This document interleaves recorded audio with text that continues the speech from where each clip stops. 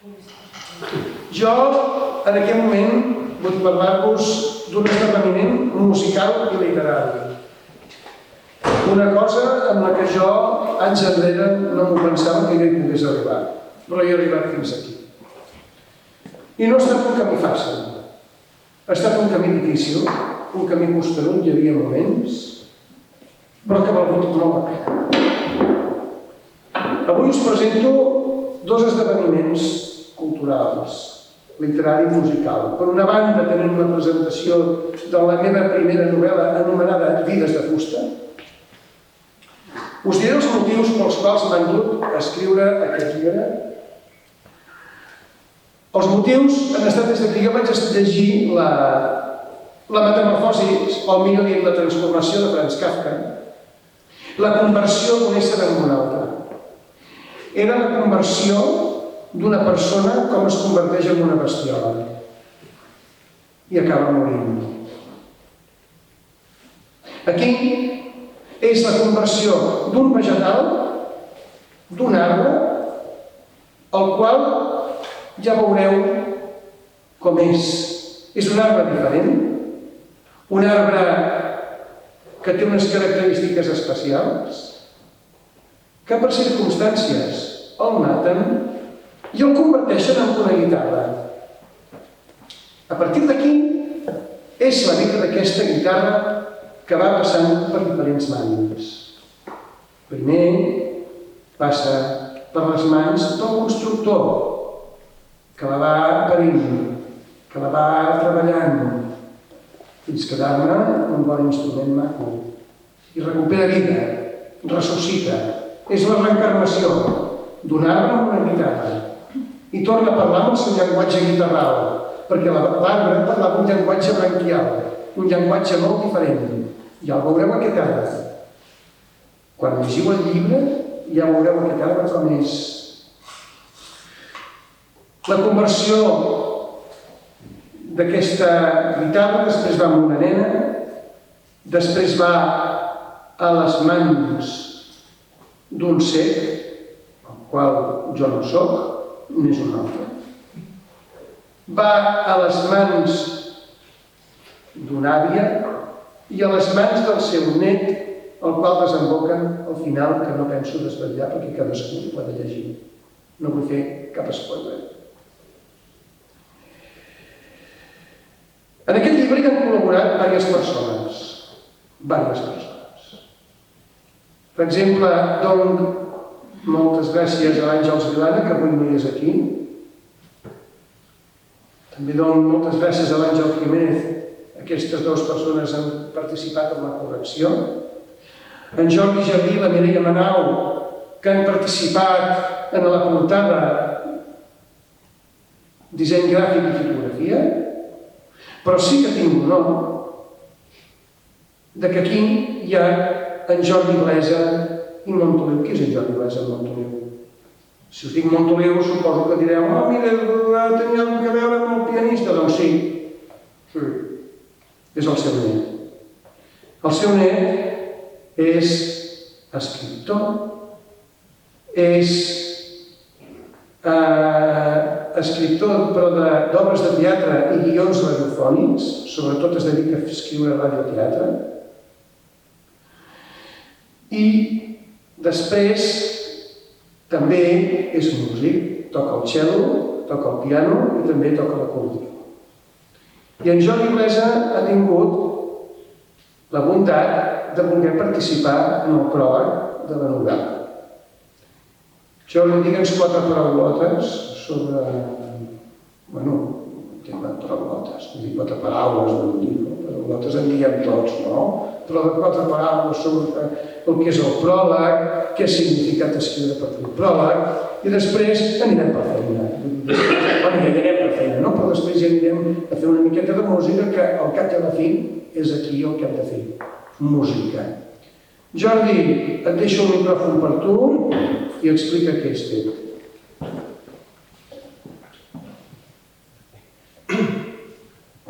Què és? Seu, si vols. Seu. No, ja està. Se sent, eh?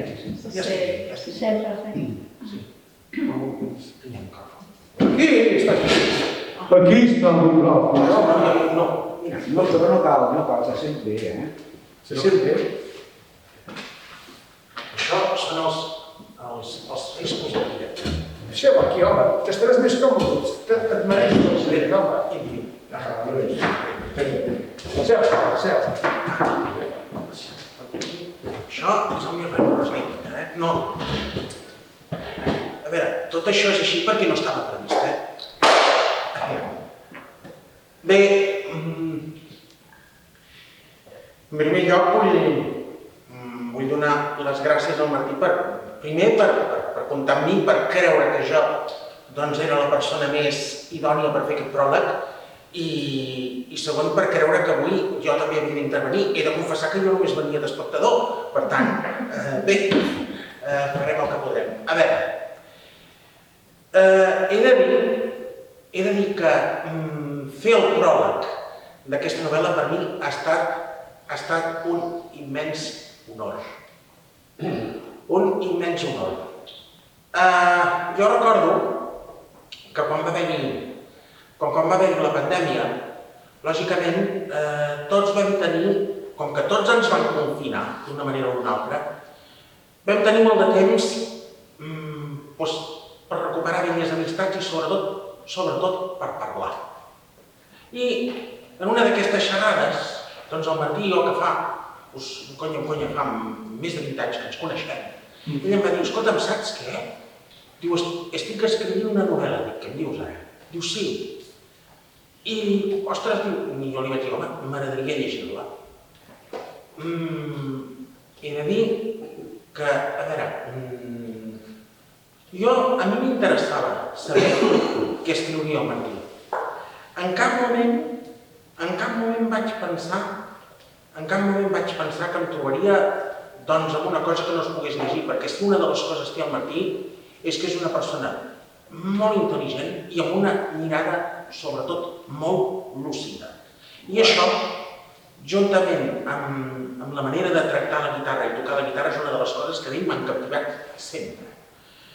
Quan jo vaig començar a llegir aquesta novel·la, em vaig quedar espalmat, perquè no m'ho esperava. O sigui, a veure, jo he llegit moltes coses i d'escriptors que han començat a escriure i, sincerament, jo vaig pensar, no m'ho puc creure que això ho ha fet el Martí. Però sobretot una de les coses que em va sorprendre és la profunditat del relat. I us diré per què. O sigui, aviam, quan agafem la novel·la i comencem a destriar-la i veiem el procés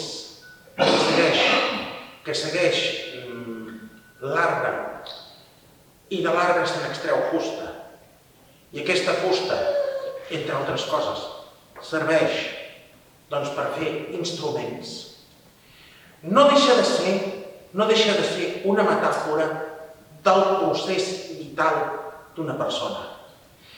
La guitarra neix, la guitarra passa per diferents mans i al mateix temps a la guitarra se'l posa a prova. A mesura que nosaltres naixem, creixem, ens fem grans i suposadament ens reproduïm o no, però com a mínim vivim, anem passant per diferents estadis, per diferents processos i la vida ens posa a prova. En tot moment. Algunes proves les superem o d'altres no. Que això també caldria matitzar-ho. No les superem, potser, sí o no. Jo crec que les superem, perquè dintre de tot no deixen de ser un aprenentatge, encara que el resultat hagi estat un desastre. Però és un aprenentatge. I una de les reflexions que jo em faig quan jo llegeixo aquesta novel·la és: ens trobem tots plegats davant d'una lliçó, d'una autèntica lliçó de vida. Els personatges d'aquesta novel·la contínuament estan afrontant proves que els planten davant d'un mirall, que és el mirall d'ells mateixos. Quan jo vaig llegint, perquè clar, és una novel·la que t'atrapa des del primer moment, I és una novel·la amb la qual tu la vas llegint i et baralles amb els personatges quan veus que tenen segons quines actituds. Però també hi ha personatges, no us desvetllaré, però hi ha personatges molt càlids que realment els agafes afecte i realment els estimes.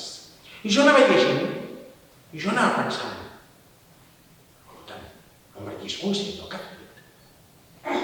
El Martí és conscient del que ha escrit.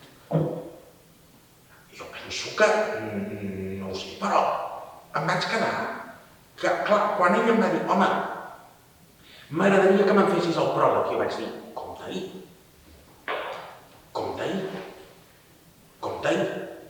I jo, una de les coses que vaig procurar quan vaig començar a fer el pròleg és no dir res que no li hagués dit en privat. De fet, es tractava de traslladar amb un paper tot allò que el llibre m'havia fet sentir. I una altra pregunta. Els instruments senten? Els instruments pateixen quan veuen els seus usuaris patir?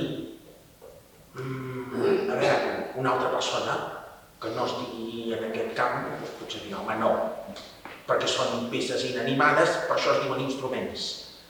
Les persones que som músics, que estimem els instruments, que en un moment donat podem arribar a plorar quan una guitarra o un cello se li trenca el claveller, doncs pensem que sí. I de fet la prova la tenim amb una... Jo me'n recordo que amb el Martí hem tingut moltes converses i el Martí em deia una cosa que és importantíssima, que és, jo quan toco em confesso amb la guitarra. Martí, no saps quina veritat i quina gran frase acabes de dir, perquè precisament aquí, en aquesta confessió, o en aquesta simbiosi, és on hi ha la comunicació entre músic i instrument.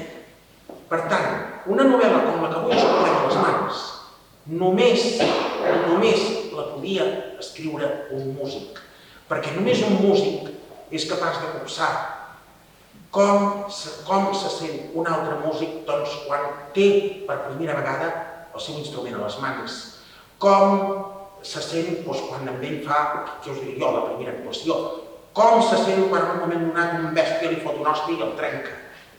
Això només ho sabem aquells que som músics, que estimem la música, que estimem els nostres instruments i que patim els nostres instruments també.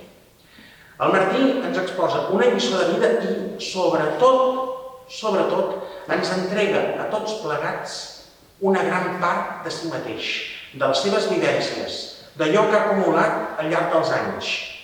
Només us demano una cosa i amb això acabo.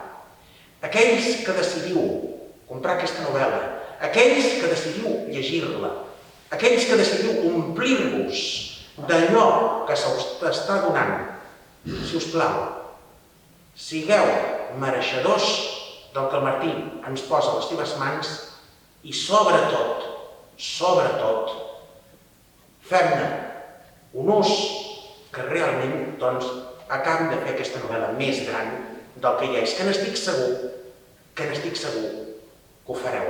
Per tant, Martí, enhorabona, moltes felicitats i moltíssimes gràcies per permetre'm no només formar part d'aquest projecte, sinó ser al teu costat en un dia com avui. Moltíssimes gràcies. Gràcies, Jordi.